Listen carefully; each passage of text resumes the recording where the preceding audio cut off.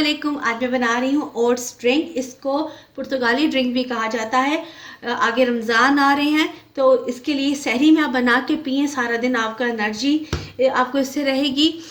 और ये आप जो माएँ बच्चों के खाने पीने से परेशान रहती हैं कि बच्चे खाते नहीं, वो भी इनको बना के उनको भी दे सकती हैं। इसके इंग्रेडिएंट्स हैं, ये मैंने ओट्स लिए, ये हाफ कप है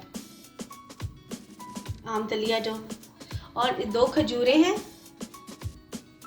1 कप दूध, 1 कप पानी है और इसमें हम 1 टीस्पून हनी डालेंगे। तो इसको शुरू करते हैं।